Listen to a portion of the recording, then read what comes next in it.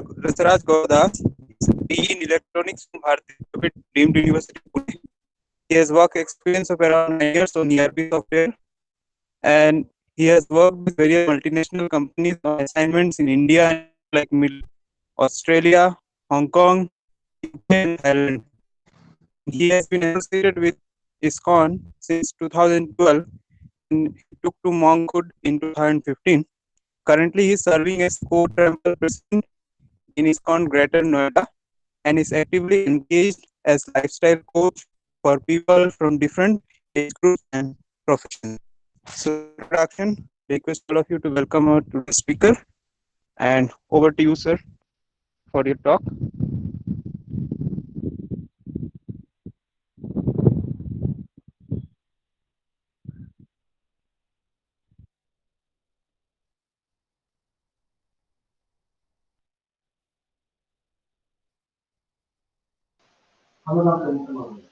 Sorry, your mic is muted. Okay, sorry. So I'm really very honored to be amongst all the learned participants present on this seminar, and I'm also feeling honored because you all are in your own right trying to shape up the future of India, future of progressive and prosperous India. And thanks for having me here on this platform. So without further delay, I would seek your permission to present the topic, today's topic. And but before presenting, I just want to say one thing, that you all are very learned, and I am not here to prove anyone right or wrong, or myself, or impose my ideas upon anyone. Uh, we are trained to respect everyone's viewpoint and open to the viewpoints of others.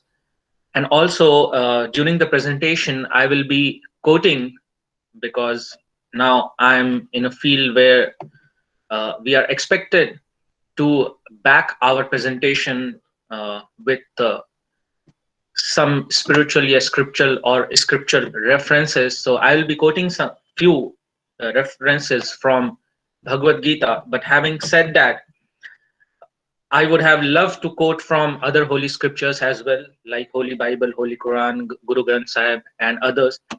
But because I am not so much acquainted or familiar with the exact text, yeah, I can for sure say that whatever I'll be quoting from Bhagavad Gita, all other holy scriptures, in essence, talk about the same thing. But because I'm not so much acquainted, I don't want to misquote from those scriptures and disrespect those scriptures, because I really respect them, because they are also word of God.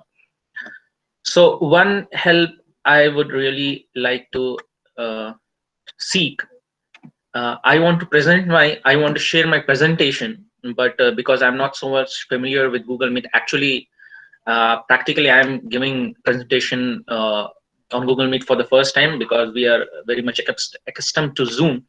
So Alok, if you can guide me through the steps by which I can share my presentation. Yes, sir. You see, there is a present now option in Google Meet screen. Yeah. Okay. To the right bottom. So that you have to click. Oh.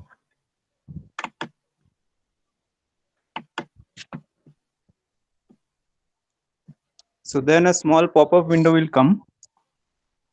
Yeah, I think can you see the presentation? I have tried to share it. Yes, sir. Yes, sir. We are seeing. Yes. Okay. So this topic upon which we are going to discuss is body, mind, intelligence, consciousness integration. So every living entity has implicit tendency to be curious, at least for their own survival and existence.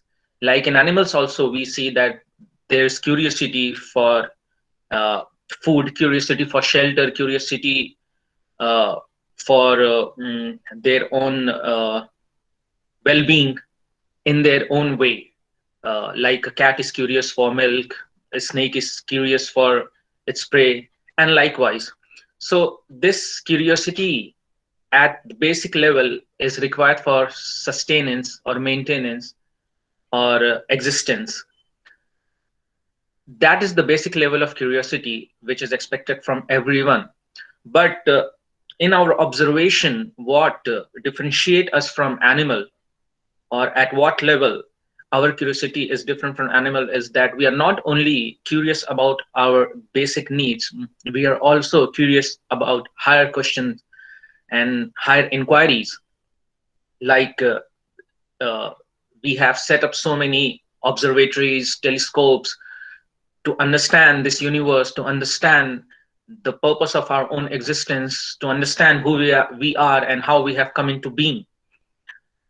And in in a further deeper way, we are curious how to win over the laws of nature, how to overcome the laws of stringent laws of nature, so that we can evade aging, we can escape death, uh, we can rewind the clock of life. Like recently, there was some paper published where a scientist was able to restore the vision of a mouse by reversing the clock of eye, eye cells. So we are very much curious about higher things and curious for solving the bigger problems of life. So the what basically differentiate us from animals is this question that we ask from our own self, who are we? So, and this has been in the minds of humanity for long. For example, in earlier previous eras also, scientists were trying to figure it out, which we will surely see going forward in our presentation. So we'll just try to understand from the basic perspective.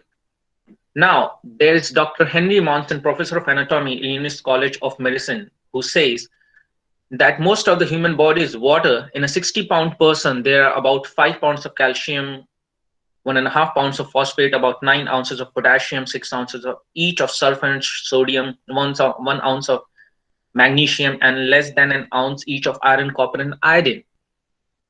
So this is all about, or this is this in a way sums up or covers up the constituents of our body. So the interesting fact attached to this observation or this analysis is what Dr. Henry Monson presents next. He says if we combine all the elements, he did this research few years ago, and at that time when he calculated the value of each element which is present in our body and summed up the value, he came out with a figure that is rupees 110 at that time. And if we interpolate it to today's time, it may be like 300, 400 rupees. So as far as our body is concerned, the total value of our body as per his research is in today's day maybe 300 or 400 rupees.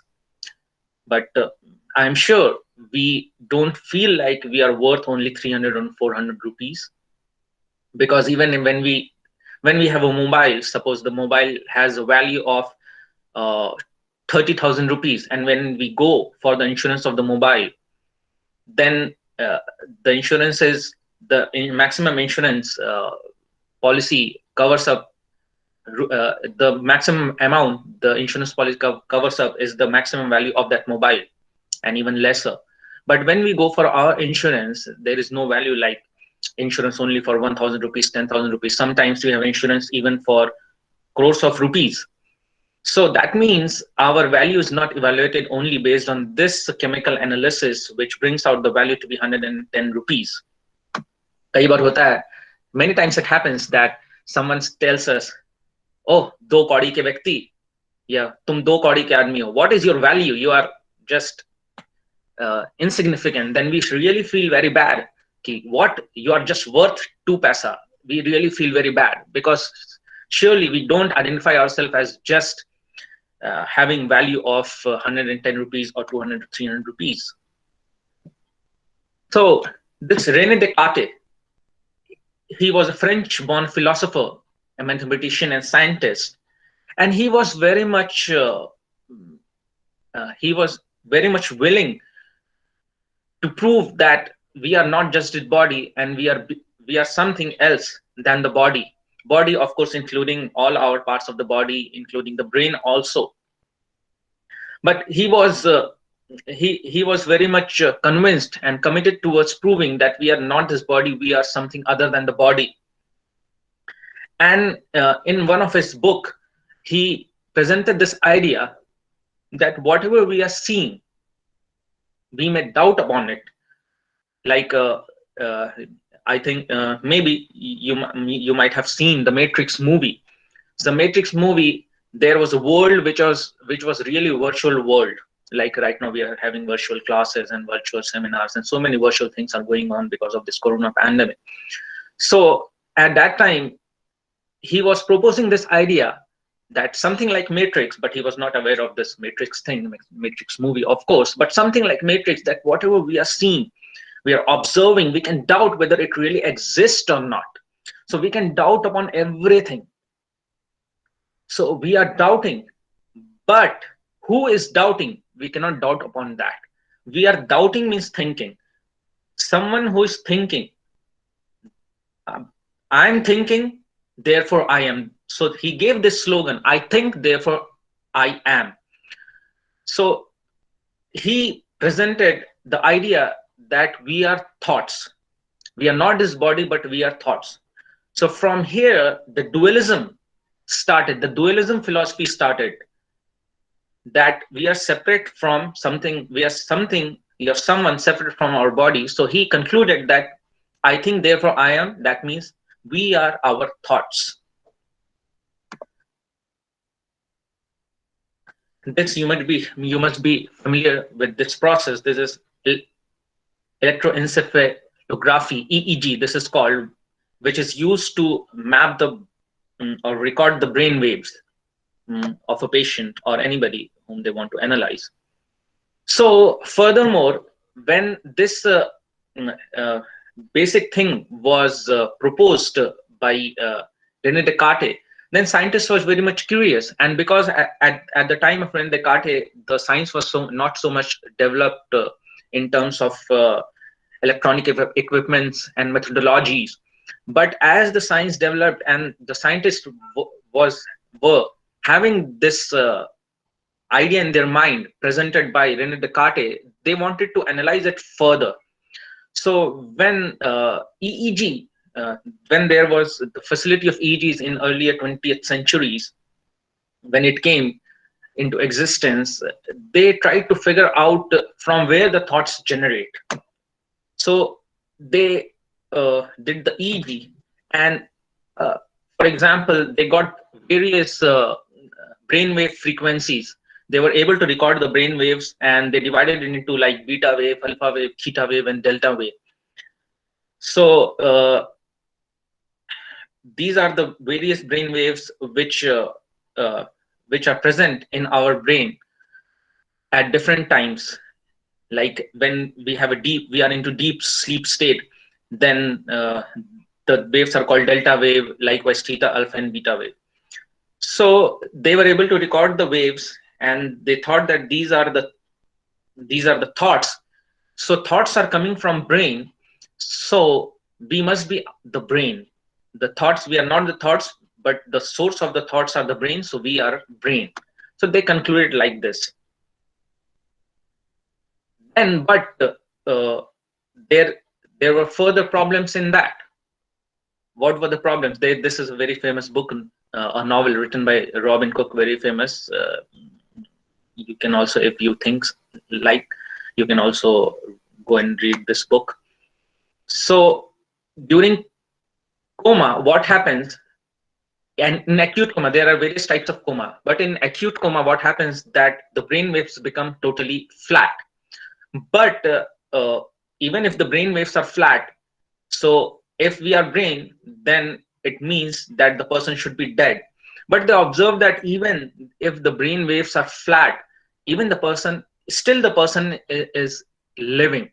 So they were like very much confused now where to go, then who we are. Then they thought that if the brain is dead, the brain waves are flat, but one thing is still working, that is the heart. So might be we are heart, we are not the brain. So they came to this conclusion. So they said that we are not the thoughts, we are not the brain, we are something else, maybe the heart.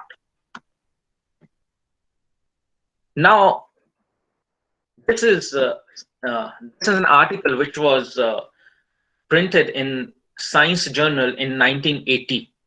12 December 1980 is the date. This is just a screenshot of that article.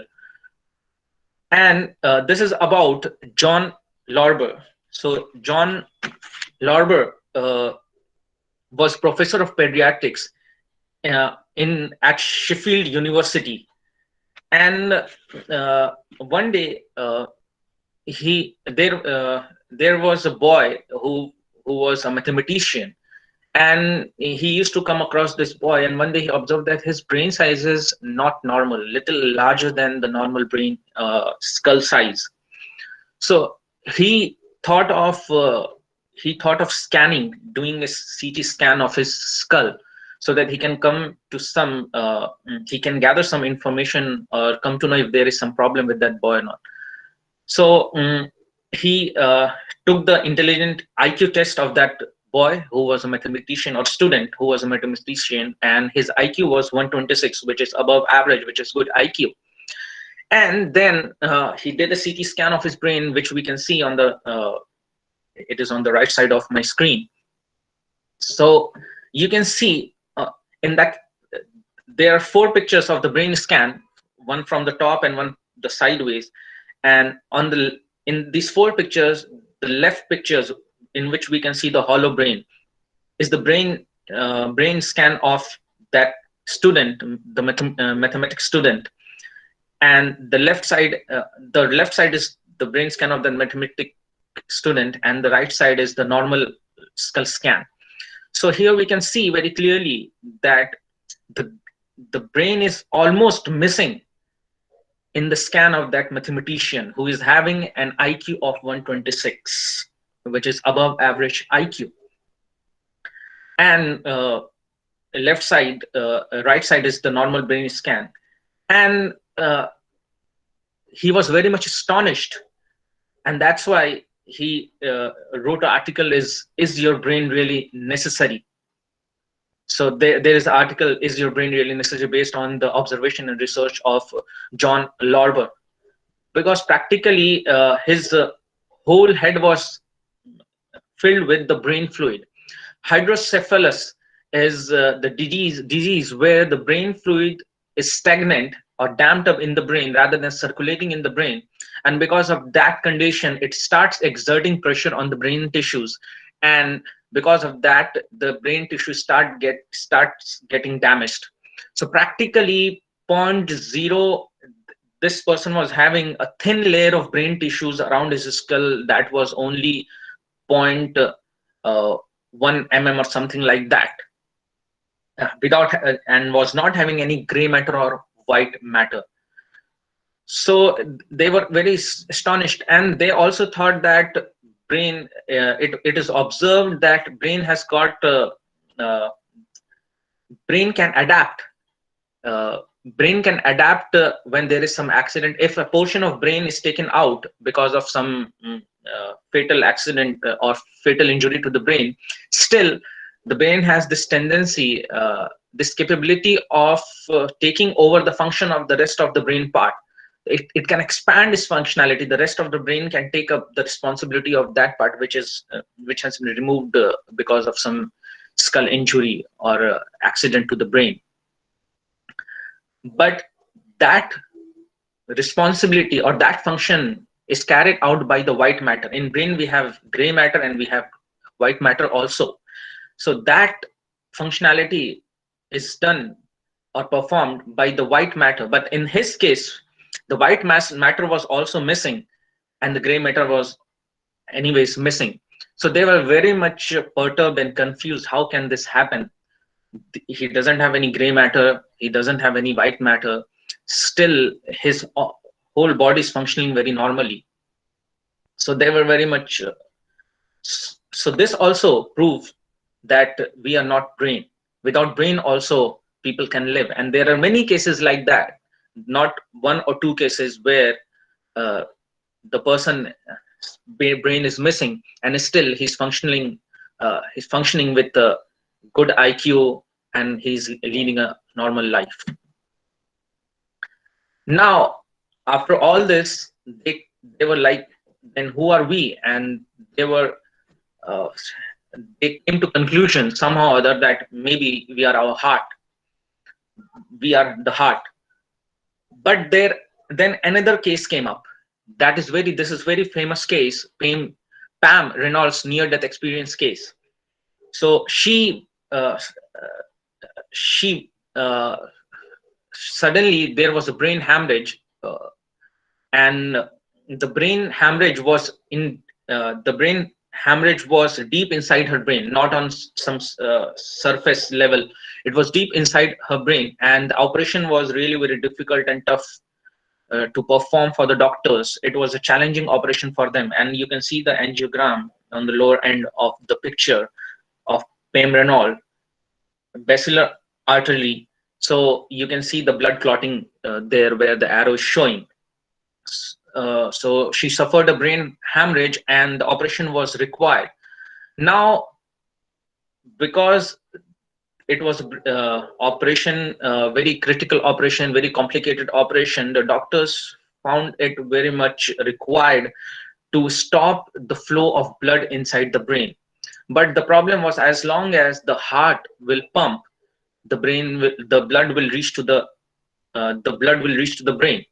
So what they did, they freeze the heart. They stopped the heart clinically by keeping it in very low temperature. So because of low temperature, the heart stopped pumping, and there was no supply of blood into the brain. So now this is electrocardiography, ECG. You all know this, that this is done to record the heartbeat. So normal adult ECG is like this, and Pam Reynolds ECG was as shown below. So her heartbeat was flat, brain waves were totally flat, and even because now heart was not pumping, the blood was not going to the brain, and her lungs also stopped functioning. So there was no breathing inside her body. She was not breathing. So now earlier they thought that René Descartes thought that we are our thoughts. I think, therefore I am. Then it came down to we are brain. Then it came down to maybe we are heart. But in this case, the heart is also not functioning. So clinically, if this happens, then clinically the patient is declared unconscious or dead, even if clinically induced death is there. So, and if normally it happens, then the person is dead if it is not in a clinically controlled environment. But very interesting things. This is the brain waves. This is cerebral death, that is flat brain wave, which happens in acute coma or when the person is dead. So what happened? Then very interesting thing happened. Then the operation was successful, very critical, very complicated operation, but it was successful, and Pam Reynolds came into her, regained consciousness, and then she narrated something, her own experience during the operation, which was really very astonishing and surprising for all the whole of the medical team and everyone else, because she said she experienced what she experienced is called as near-death experience. So in near-death experience, she suddenly she felt, or she experienced, that she has come out of her own body and she is looking her body from top, and she was able to see every procedure what the doctors were able to perform.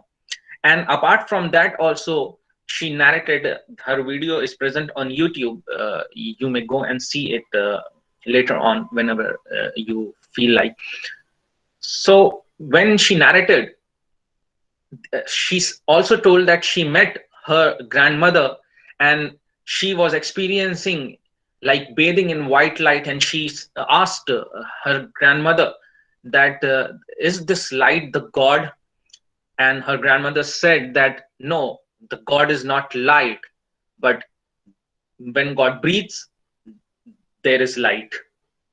So like that she was experiencing, and suddenly uh, she felt that something is pulling her down again in her own body, and it was like she felt like it was diving deep into uh, a frozen lake, or frozen water body. And she said that that was not a very good experience. What I was experiencing after coming out of the body was really very blissful and profound, and this really changed her, changed the way she looks at her life. So now, so doctors were really very much perturbed, or the science fraternity, when it in terms of the consciousness. So they had to strike out the thoughts, the brain, mind, heart, lungs as the contender of being our own self. So they were not knowing the term, they didn't know anything, like, but they thought that it is something else. So puzzle was still not solved. And again, in another study, there is a field known as Gestalt psychology. Gestalt psychology relates to our behavior and how our mind works and respond. So for Gestalt psychologists, two problems, uh, they identified two problems through which they concluded that definitely we are not our brain, or we are not just this physical body. One is this binding problem. As we can see in this image, that in brain, the different areas takes to the different function, or takes input from different our different senses. From eyes, input goes to one area of the brain. From nose, goes to another area of the brain. So all this information goes into the brain, inside the brain. But who is there to combine all the information about one single object? Because we are seeing something, and the smell is coming, and the and some sound is also coming. How we identify the sound is not coming from that object, only the smell is coming from this incense stick. The sound is not coming from incense stick. Even if it is coming from the same direction. So brain just takes the information, but who combines all this information? So this was one problem for them.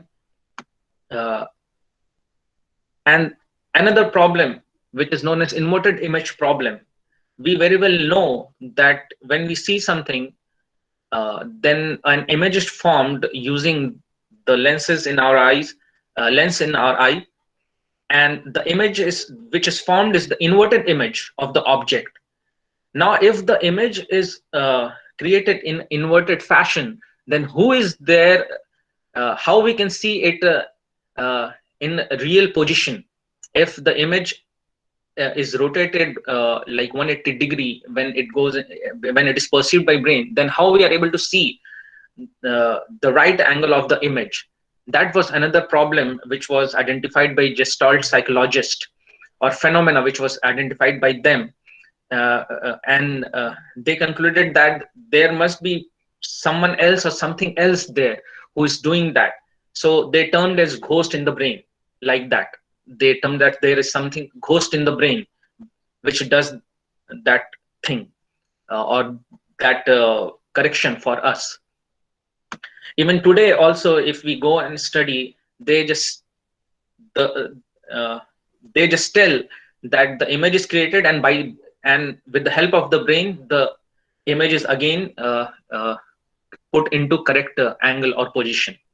But how it happens, they don't have any answer.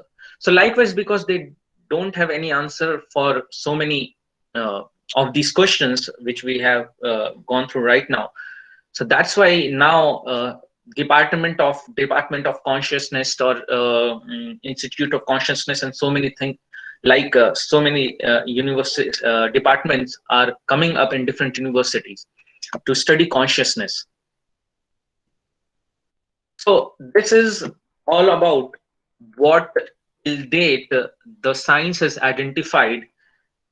And for the science, the thing is that definitely from various facts and observation through scientific research, and the surprises which they have came across, uh, they say that okay, the body is there, and apart from body something else is also there, which right now we don't understand, at least based on the analysis and experiments uh,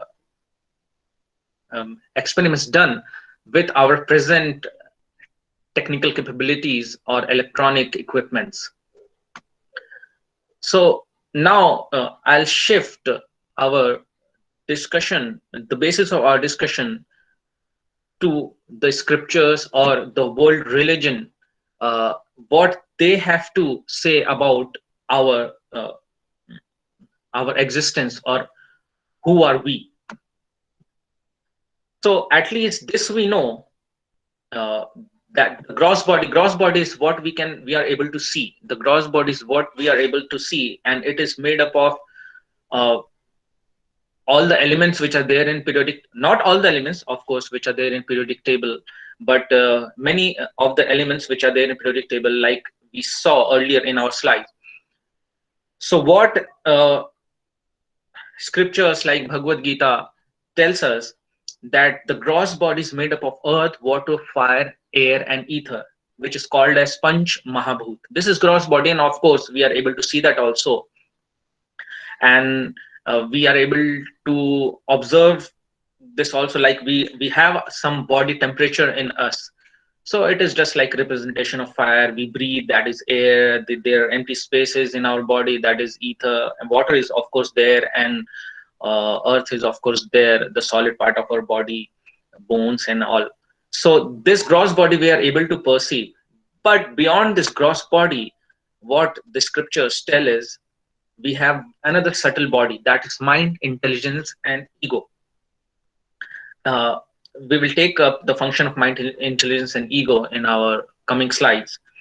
But this is subtle body, and beyond this subtle body, it says that the soul purpose is there, the conscious being is there, the conscious being who is responsible for feeling happy, feeling sad, moods, intentions, intentionality, and all these emotions and feelings.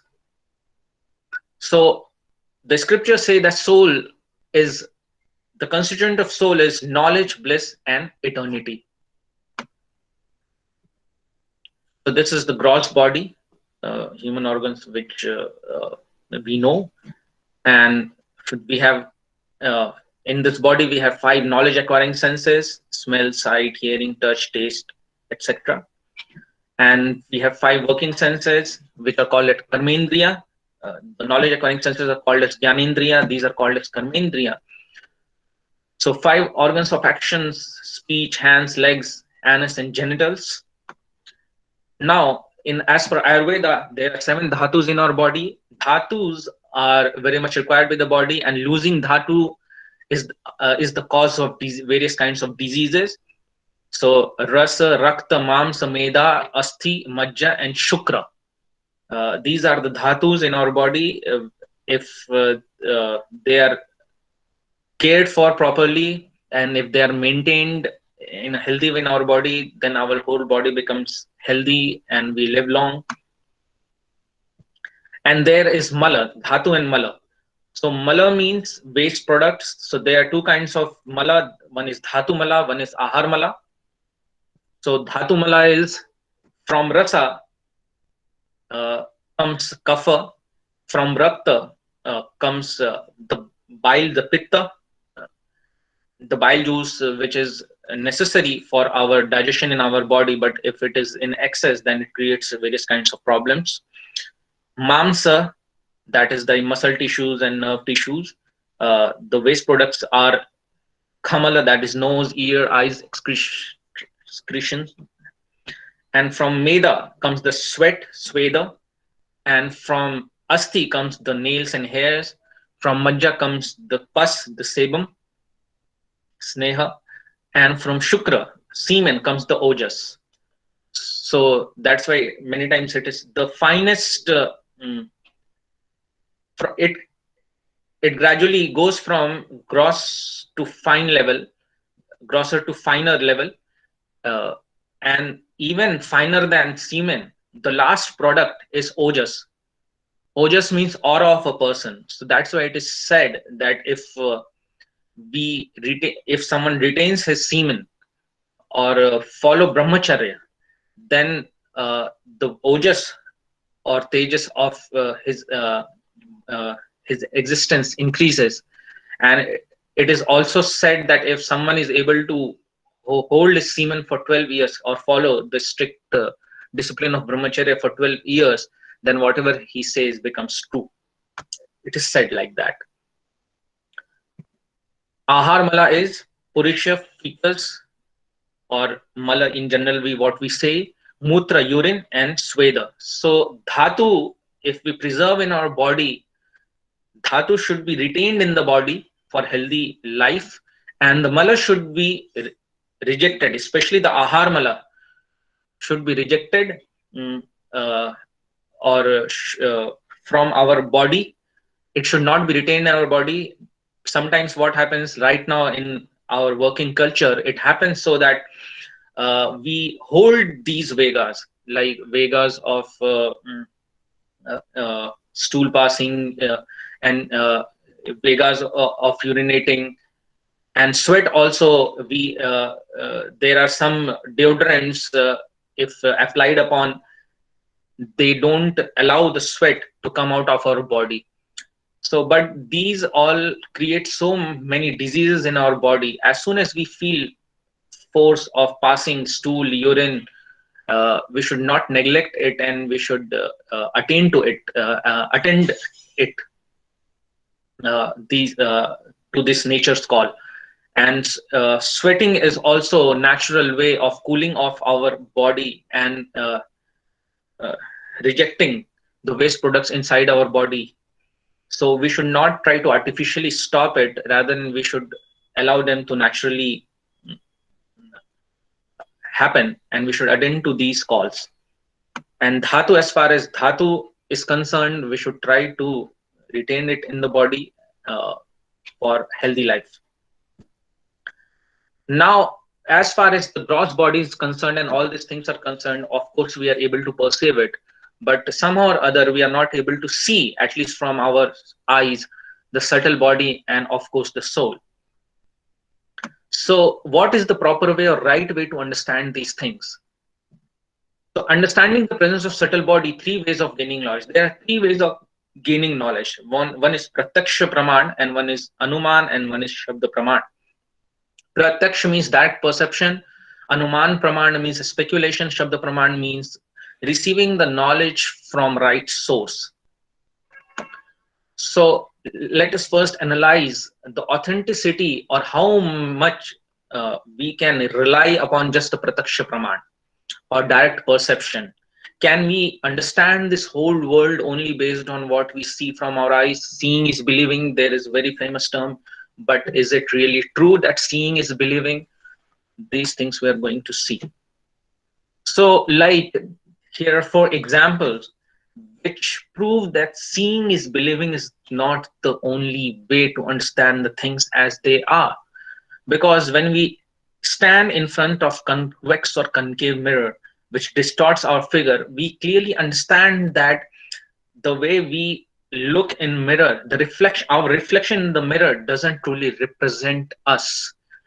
We are not uh, distorted like this. And why we are our image is distorted? Because we understand that convex mirror and concave mirror uh, has this property of distorting the image. Again, when we see the railway track, then it seems to converge. The two parallel tracks seem to converge, and it seems that after a few kilometers, they will come to one point. They will meet or merge on one point. But we understand that this is not the case. If that would have been the case, then there would have been so many accidents, train accidents, and it would not have been used for that transportation medium at first place only. So we see that it seems like this, but it is not the actual fact. Similarly, when we see a stick dipped in a glass of water, we see that the stick bends uh, where at the surface of the water, where it meets the water. So we understand that this happens because of laws of optics, because the refractive index change and speed of light change, and this creates an angle of bend. And similarly, when we are traveling on a very hot sunny day on this charcoal road, many times we might have experienced that it seems that the whole road has become like water because it shimmers with heat. But actually, we know that there is no water. So this proves that seeing is believing is not the only way to understand this world or realities of this world. So we cannot acquire complete knowledge using our material senses like eyes, ears, etc. That is pratyaksha praman, direct perception. If technically speaking, we have a very limited visible range. We cannot see ultraviolet light, we cannot see infrared lights. We in the whole spectrum, the whole range of wavelengths, it's just like there is a wall in the room and there is a crack, very thin crack in that wall of the room. That thin crack is thus the visible range which human eyes can perceive. Similarly, as far as hearing goes, we can only hear between 20 to 20,000 hertz, and we cannot hear any sound waves below 20 hertz or above 20,000 hertz. Of course, different animals have different capabilities, but as far as we are concerned, this is the range. So this proves that our senses are limited. Our senses are not perfect in a way. Similarly, if we talk about tongue and skin, if we eat, if we have eaten gulab jamun before eating orange, then orange will really taste sour. But if we have taken lemon juice before eating orange, then orange after lemon juice will taste sweet. So from this example, we see that our sense perception is really relative, not absolute. Many times it gives relative information, not absolute information, depending upon its previous conditioning. Similarly, if we touch hot water, if we put our hands in hot water, and if after that we put our hands in cold water, then the cold water will really, even the normal water will feel, we will feel it to be cold. But if we put our hands in really chilling water, very cold water, and if we put our hand in normal water, we will feel the water to be hot, the same water, or warm. So from these examples, we realize that whatever knowledge we are acquiring just based on our sense perception cannot be perfect, because the senses are very much limited in their functionality, and many times because of past conditioning, they don't give accurate account of the measurable quantities or perceivable quantities or qualities. That's why someone may say, even if our senses have limited and relative field of perception, can we capture all levels of reality with instruments? Okay, my eyes are limited. I cannot capture infrared rays, ultraviolet rays. I cannot capture sound below 20 hertz or 20,000 above 20,000 hertz, but we can use instrument. So Nobel Prize winning physicist Eugene Wigner points out, even if we photograph stars, eventually we have to take in by our senses what the photo shows. Furthermore, without our senses, we cannot handle a camera. Even if we amplified, refined by instruments, the knowledge is no more perfect than our imperfect senses. So, in a nutshell, he's saying that no matter what instrument we are using, ultimately those instruments are made by our imperfect senses.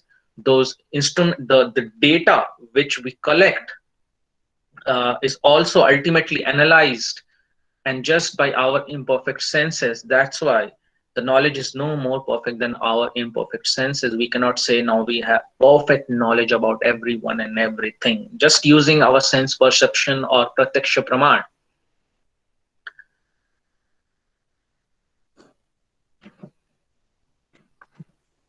Now coming to anumana praman, theories based on observation. It may have been like this, or perhaps it was like this. So many times we see in many areas there is so much speculation. It could have been like this, it could have been like that, but speculation doesn't have any basis, and it cannot be put uh, it cannot be passed across as ultimate reality or truth. It can be put up as a hypothesis which further needs analysis, observation, data collection, and so many things. But even after collecting data, how much data we can collect, how much we know about the universe, what laws are acting in various parts of the universe, we even don't know if the laws are homogeneous in nature. If here it is 1 by r square, it's somewhere else if it is for sure not 1 by r cube, if law of gravitation is concerned. So we don't know that. Also, so many things are happening in this world. uh, uh, Gravitational lenses are there, and like we saw in our previous example, when a stick is dipped into light in water, it it doesn't represent the original stick in terms of its structure. So many things are so many things might be present which is really altering the way the information is coming to us, and we might not be aware of those uh, affecting phenomena in reality. So this speculation is not also very reliable. Like for example, there was a very famous bubonic plague in Europe in something 1300 something. It happened 14th century or 15th century it happened. So it was a big plague, and it covered it affected whole of the Europe. What happened is, when the plague started, then the uh, doctors thought that the plague is happening due to the cats, and it so happened that they decided to kill all the cats uh, in Europe, in European countries. The respective government took the decision based on this proposition. But when all the cats were killed, they thought that now the plague will subside. But it so happened that the plague started spreading exponentially, like anything, like fire, like forest fire. And they were really perturbed, and they were just thinking, confused, what has happened? We have already killed all the cats, and now why it is happening? But later they came to know that actually the plague was not due to the cats, it was happening due to the mouse. And because they have killed all the cats, the population of mouse increased a lot, and it spread the bubonic plague like anything. So this speculation sometimes creates really havoc, and brings upon the disastrous results. So now the third kind of praman is Shabda Praman, acquiring knowledge through revelation from higher authorities like the Holy Bible, Bhagavad Gita, Holy Quran, and Guru Granth Sahib. So these all scriptures, they are mm, they are revelation from higher authorities. Shabda Praman is definition for these scriptures and the people who are following the teachings of these scriptures.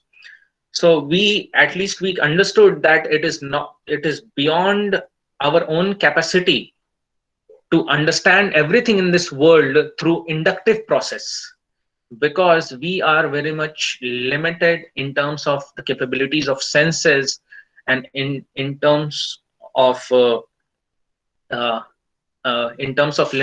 limitations of our senses to give absolute knowledge about anything. So Shabda Praman means the Praman or the knowledge coming from someone who has got perfect knowledge about everyone and everything, who is perfect. By definition, I'm talking about. So all these scriptures, they are revelation. Uh, they are considered as a revelation of that perfect authority or person who knows everything about who has created everyone and everything, and because of that he knows everyone and everything, and that way he can give us direction and give us information about this whole creation. So Shabda Praman is like, suppose what is this is just an example of inductive knowledge. What is the meaning of inductive knowledge? Suppose a child wants to know who his father is.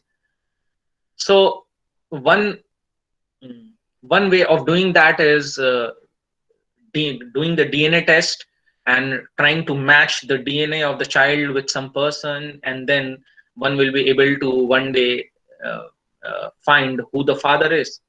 But what is the problem with that? Genetic fingerprint takes 800 years to identify a lot of 200 men, one of whom is likely to be your father. So even if that lengthy and tedious exercise is done, it will take 800 years to just check 200 men. And what is the uh, probability of finding one of them to be one's father uh, in this whole population of so many billions? So this is one way. This is inductive knowledge, which is very tedious, and most of the time it will not give the correct account of all the things. And deductive way of acquiring knowledge is very simple. Just ask your mother and know who your father is. It is just one question to the mother, and one will immediately know who the father is, rather than going through all this tedious exercise. So the father is like we say in this world, this is Prakriti. Prakriti and Purusha is there. So father, in general term, father, we can call him God, we can call him Allah. It indicates to the same person, or Bhagwan, who has created this world in general sense, uh, who has manifested this world, and who is the cause of existence of everyone and everything. So by definition, father is that God, mother are the scriptures, and we are the sons and daughters of God. So in this way, we can this is the way to understand what is going on in this world. Who are we? From where we have come? Who has created the universe? Uh, uh, what is our future? What is the purpose of life? All those things. Regarding the purpose of life, actually, John Lennon, who was one of the member of Beatles group, once he was in school, and the teacher threw a common question to all the students: what you want to become in your life? So everyone was giving different answer. I want to become engineer, I want to become doctor, I want to become lawyer, and everyone was giving answer according to their own inclination and own desire. And when John Lennon was asked what you want to be in your life. So John Lennon said that I want to be happy in my life. Teacher was a little bit, for some time, few seconds, the teacher was silent, and then he said, my dear John, I think you have misunderstood the question. And John was also silent for a few seconds, and then he replied that, sir, I think you have misunderstood the life. So at the end of the day, whatever we are doing to be happy in our life, be content, be satisfied in our life. Whatever we do, there is at the back of the mind, there is a concept, there is a conviction, or there is a faith that by doing this activity, by taking this path, uh, by walking on that particular road, we will achieve the destination, that is to be happy and satisfied in our life. So the whole world, we have been trying. The newspaper is the story of the situation. The newspaper is the story of the situation of the whole world. And the newspaper, we come to know that people are trying so many things, but somehow or other they are missing the real thing, that is to to be happy, to be content, to be satisfied, to always feel blissful. So now, whenever it comes to Shabda Praman or scriptures or God or religiosity, religion, the first thing is, oh, religion is not scientific. It is not scientific. Religion is not scientific. Spirituality is not scientific. It is something imagined. So many times these things are said, and then these things are, these Shabda Pramans are discarded. But if we if if we take to right source and we take to right methodology, it is as scientific as any other scientific stream. The process of accessing the subtle truth is similar to that of understanding the scientific facts. Like in any field of study, there is a teacher, there is inquiry, there is theory, there is practical, and there is result, which is verifiable result. Now, the verifiable result is on individual level or on a group level, on collective level. It depends upon the kind of process we are going through. For example, suppose now corona pandemic is going on, and the everyone is like whole of the science fraternity or medical fraternity is working on developing a vaccine which can counteract the coronavirus. So, and they are taking samples from different countries, and they are injecting the injection to people belonging to different countries, different places, like 300 phase 1 test on 300 people, phase 2 test on 5,000 people, phase 3 test for on 20,000 people. Why they are doing this? They could have just tested they could have tested the injection on just one person, and they could have said that, okay, this is working good for that one person, and this is it. Why they are taking so many samples? They are including they are inviting so many to take the test of that injection, because it is individual experience. It is individual experience which cannot be generalized. Similarly, effect of some medicine. So when we see this example, then it cannot be said that the experience cannot be shared. Only the exact thing, only what can be shared is the result.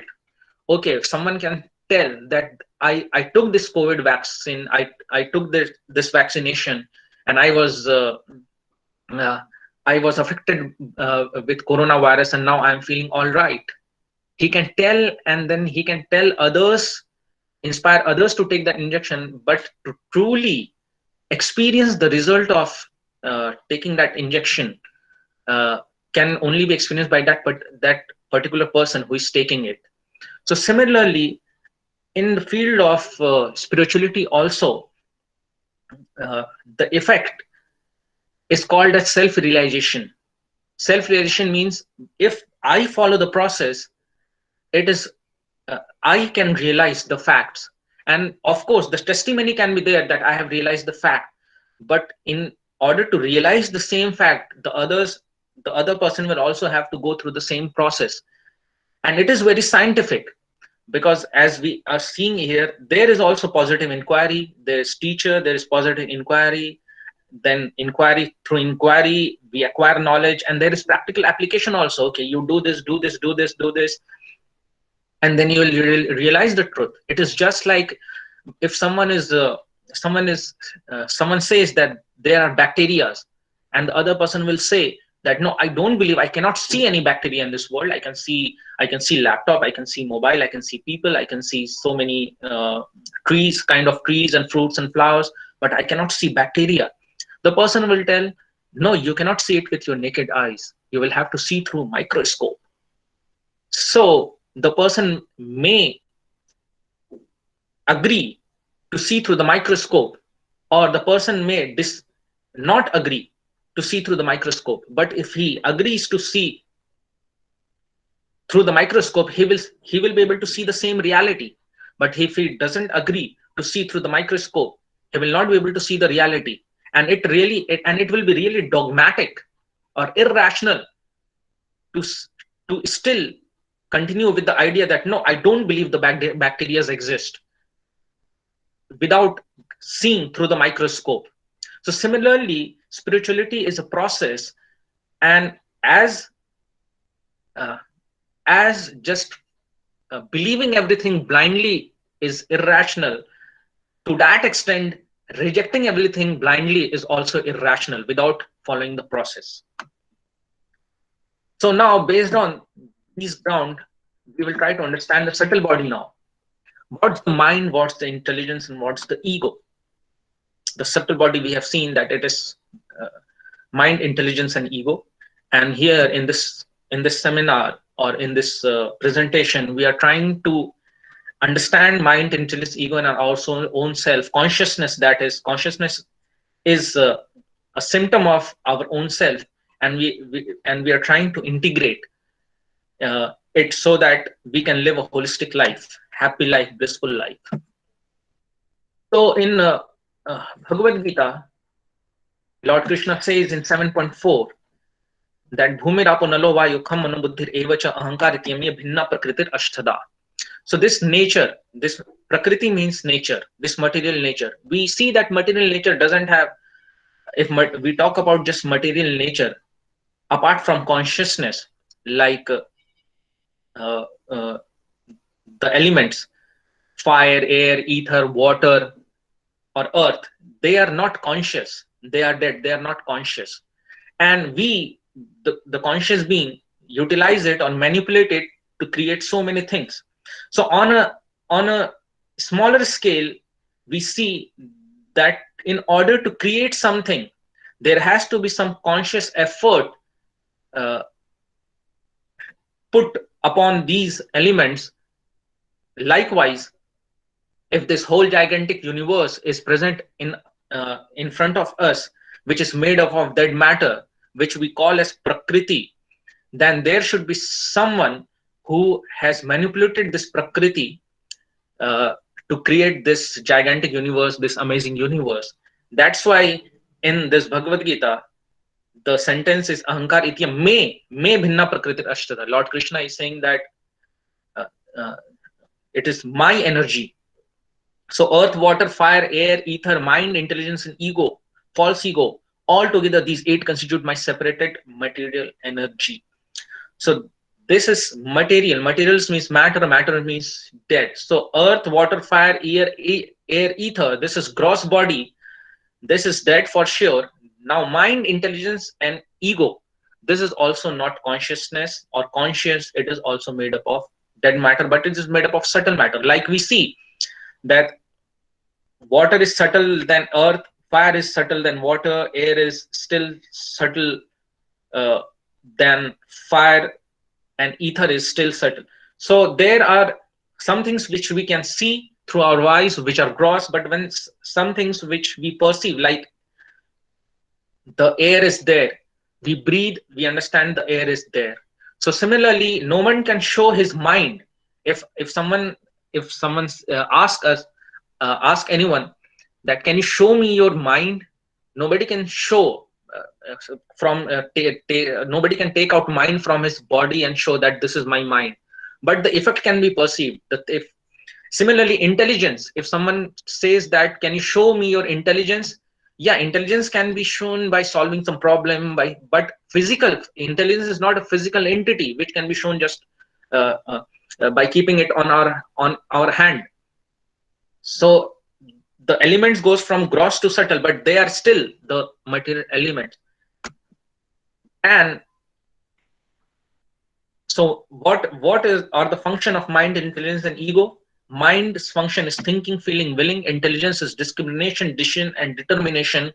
And ego is identification, true or false. So identification, as we started, everyone is trying to identify who we are.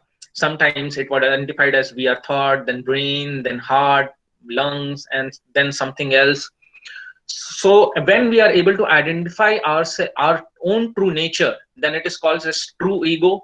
And if we are not able to identify, we identify ourselves with our brain, our lungs, our heart, or whatever it is, which is the identification apart from the original true identification, then it is called as false ego. And this false ego is the basis of how mind and intelligence work. So mind's activity is thinking, feeling, willing. When we think something, we should understand that it is coming from mind. And feeling and willing, I'm thinking of, suppose I'm thinking of Rasagulla. Oh, I'm feeling for Rasagulla, or Rasagulla, and willing, then I want to eat. So it is just like these are the three steps. uh, how we perceive any object. First, we just think of an object. Think like, okay, color is this and this. Rasgulla is white. It is made like this and all. Then we feel, oh, it is really tasty. Rasgulla is very tasty, and then we have a willing desire to eat it. Oh, I want to eat rasgulla. So these are the function of mind. Intelligence, discrimination. Discrimination is based on knowledge. Mind doesn't discriminate, it just proposes. Just like when we are working on our computer, our laptop, the pop-up comes, some pop-up comes, buy this, buy that, uh, some kind of pop-up, but immediately we close it or we go to see it further based on some decision making, some discrimination, some decision making. And when we are fixed, okay, this can be done, then there is determination. So intelligence, discrimination, decision, and determination. So discrimination is based on knowledge. Now knowledge, when it is coming from Shabda Praman, we are able to discriminate between right and wrong. We are able to take correct decisions, and then we are able to be fixed up in our that correct decision. But if the concept is about the life is not so much clear, we are not able to discriminate between right and wrong, and many times we end up taking wrong decisions, and still we are adamant on those wrong decisions, which becomes detrimental to our peace of our life or happiness in our life. So these are the functions. So ego is basic understanding about our own identity, and based on that understanding, the direction of our thinking, feeling, willing is decided, and whether we are able to discriminate or take proper decision, determination is also determined by how we identify our own self. So, and regarding our own self, beyond that, Lord Krishna says in Bhagavad Gita, "Aparayam itasto anyam prakritim vidhi me param jiva bhutam bhutam mahabaho yayidam dharyate jagat." So Lord Krishna says, beside these almighty arm Arjuna, there is another superior energy of mind, which comprises the living entities who are exploiting the resources of this material inferior nature. So this, Lord Krishna is talking about soul, spirit, ruhu, whatever we may call in different language, or the terms used in different holy scriptures, but it is indicating to the same entity, uh, irrespective of the language. So these are subtle truth which we have already seen, not necessarily can be perceived or verified by using just our blunt material senses, which are so limited and gives us relative knowledge. But of course, there is a process to understand it based on logic and based on its symptoms. Consciousness is the symptom of soul. Lord Krishna says in 13th chapter, 34th verse in Bhagavad Gita, Yatha Prakashayatyekah Krishnam Lokam Imam Ravihi Kshetram Kshetri Tatha Krishnam Prakashayati Bharata. So Lord Krishna says that like the sun alone illuminates all this universe, so does the living entity, one within the body, illuminate the entire body by consciousness. So we are conscious, we are conscious being. We are not just like program robots. A program robot can see red light, but it cannot have feeling about the red light. I like it, I don't like it.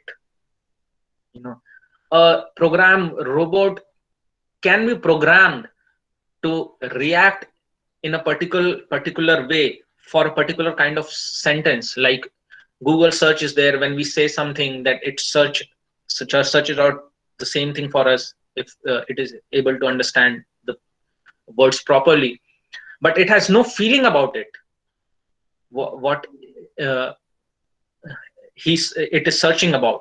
It will just search it for you, but the moods, happy mood, happy, sad, feeling emotional, feeling angry, feeling content, feeling satisfied, feeling good, feeling bad, all these feelings cannot be in the matter itself. So all these feelings are manifested by the soul, and the consciousness is the symptom of the soul.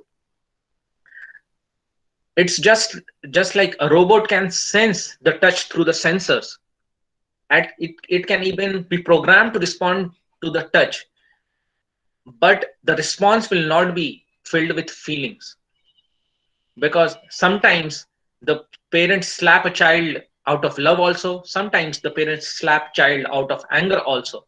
So slapping is the activity that is generated through the motor nerves and all those things, but the feeling behind that activity is of course the symptom of the soul, or the characteristic of the soul or conscience. So there are many research papers and many proof for the existence of soul, near-death experience, out-of-body experience, and like there have Dr. Michael Sabon, he has done enough research in India with impeccable scientific credentials. Surgeon Dr. Bigelow, he's a Canadian surgeon. He has also done a lot of research. Lots of books are there on that. Dr. Sam Parnia, he's MD, PhD, and is a British Associate Professor of Medicine at NYU Langone Medical Center. And he holds many important posts in Consciousness Project. And he's also worked on near-death experiences and cardiopulmonary resuscitation. So there are many interviews present on YouTube of Dr. Sam Parnia, where he clearly admits that if I keep aside religion and the concepts in the scriptures, and if I totally talk on the medical terms, then also I can say that there is something which is beyond brain, beyond the body, and there is something else which is existing.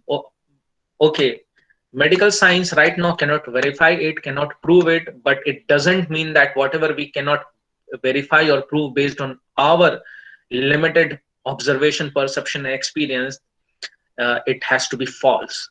He says that that will be really biased approach towards the reality of this world.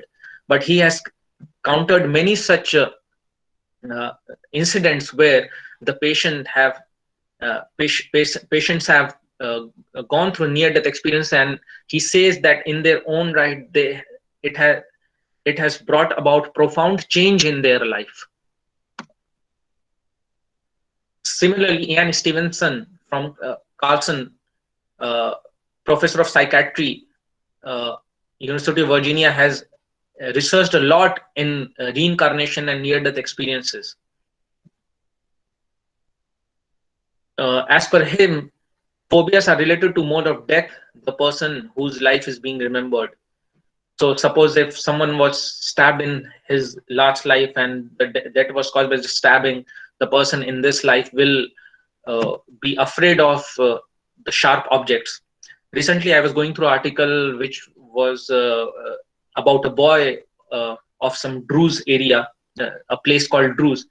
And when he was born, he was having a long mark on his skull. And slowly, gradually, he grew up, and he was like 3 years old, and he started telling that someone killed me, and how I was killed. I was killed by hit of an axe. He hit me on my head with an axe, and I died. And he told that I can take. He told his parents, present parents, that I can take you to the village, and he took them to that village.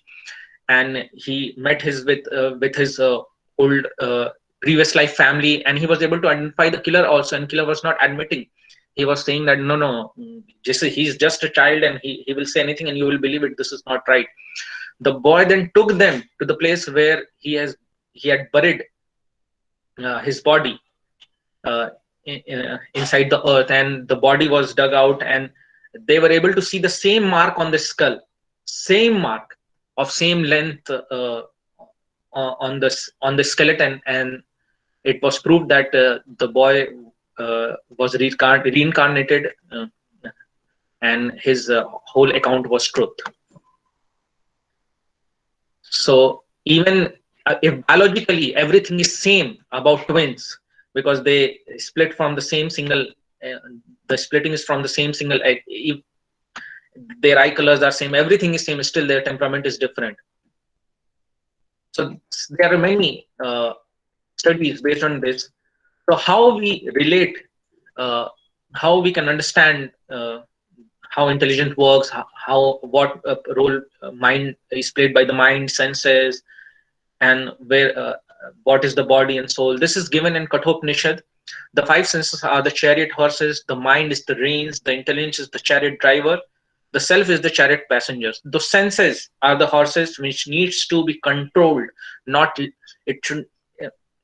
If we want to live a purposeful life and life with direction, then the horses needs to be controlled through the reins by the intelligence. The reins are the mind, and the intelligence is the chariot driver, and the self is the passenger. So if we want to reach to our destination, the destination is happy and blissful life, then we need to have controlled senses, controlled mind, strong intelligence, who is able to control the horses through the reins of mind. So body, mind, conscious integration. So it can be compared to computer system. Soul is the operator, subtle body is software processing, and physical body is hardware, input, output. So Gyanendriya and Karmendriya, input and output. And subtle bodies are the softwares. Like ego is the basic software, that is identification. Intelligence is pre-installed app. And mind is the user-installed app, the things which we accumulate, or the information which we accumulate. So basic, as we have already discussed, the basic software is identity, whom we identify ourselves with, the body, the senses, or the mind, or the true identity that we are the conscious being, the soul. And intelligence is pre-installed app, discrimination. Sometimes we say that antaratma ki awaaz, something is stopping me from doing something. So that is like intelligence, which discriminates. But when we misidentify ourselves, the intelligence is not able to discriminate between right and wrong. It is just like a friend can be there who is just a neutral friend. He is not going out on movie with us. He is not going out on any outing with us or restaurant with us. He's just hi, hello, friend, and a friend is there uh, who is echoing his voice with ours, or who is agreeing to our all the proposals. Let us go and take some marijuana. Let us go and take some LSD, and the friend will say, yes, we should go. Yes, we should go. So he's a so-called friend, but he's not actually friend. But there can be a friend who will say, no, this is not right, you should not take drugs, it is harmful to your health, and it is uh, it is not good to take drugs. So he is advising the correct thing. So when intelligence is not nourished by proper knowledge, then uh, it it agrees to all the proposals of the mind, of thinking, feeling, and willing, and then the life comes in the mode of just do it without thinking of about the consequences, which in Sanskrit there are two terms, preya and shreya. Preya means immediate benefit, and shreya means ultimate benefit. So ultimate benefit, whatever mind says, the intelligence acts in that direction. And ultimately, the understanding, when we hear from right sources, shabda praman, about ourselves, about the reality of this world, how to become happy in our life, then we discriminate that what should be agreed upon, or what we should accept from, and what proposals we can accept from the mind, and what proposals should be rejected of the mind. So this is the key to holistic life. Healthy body is also required, disciplined life, healthy food, exercise, and asanas. Healthy mind is required, constructive thinking, feeling, and willing.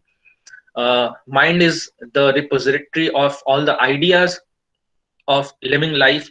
Whatever we have experienced in past, with the uh, with whatever intent we have experienced in the past, uh, that again comes up when we see the same object. The mind starts thinking in that direction. But when we want to change the course of our life, suppose someone is a drug addict, and earlier he was just, whenever he used to see marijuana and LSD, he was so much impelled to, or attracted towards those things, and without thinking he used to just buy and consume it. But uh, if he has heard sufficiently, or experienced sufficient, uh, he has experienced the pains and sufferings, and heard the reason for it sufficiently uh, through his intelligence, then next time when he will see the drugs, he will use his intelligence to restrict himself. So guided intelligence is very much required for constructive thinking, feeling, and willing. The mind, if the software gets corrupt, it starts doing anything. It doesn't listen to the operator. It just starts doing anything, and we are not able to operate properly. So we interact with this world through our mind and intelligence. So in guided intelligence is very much required for constructive thinking, feeling, and willing. And healthy consciousness means purified desire. The desire comes from the soul. So healthy chetna means swasth chetna is the right desire of the soul. So body means activity, mind means content, and consciousness means intent. So if intent is right, then the content, uh, then the right content will be accepted, and the activities will be right. And if we individually take the responsibility of being guided by the right knowledge, then collectively we can make the whole society very beautiful. So thank you so much for your patient hearing. And uh, uh, Dr. Alok, now you can further let us know Thank you. what. Yeah, actually, the session is now open for questions. There was a very wonderful session, and I invite participants to ask questions. We have time, then we will officially end. So if there are questions, then we can ask. There is a question in chat. Okay.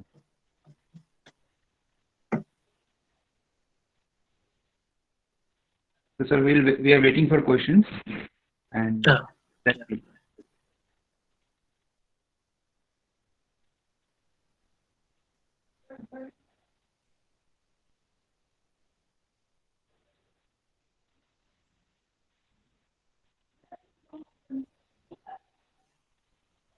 So, as far as like I understood, there have been like comprehensive discussion about the do's and don'ts related to body, integration of consciousness, abiding by the laws of God and nature, and many technical things also were presented.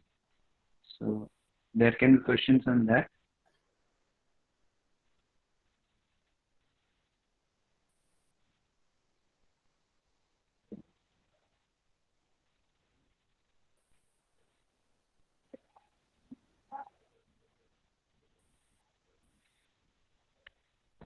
Okay. So I think if there are no more questions, then definitely we can end here then. So let us all thank the speaker wholeheartedly. So despite his very busy schedule, so when I had requested him, so Sri Srasaraj Das Prabhu accepted the invitation and agreed to give this talk on the different aspects related to a healthy, holistic life, respect to living in harmony with nature, maintaining a fit body, and aligning with the harmonious laws of God and nature. So, thank you very much, sir, for your wonderful enlightening talk. The session will officially end here. So, Thank you very much for giving an opportunity to serve. Thanks a lot. Thank you very much, sir. Okay, thank you all.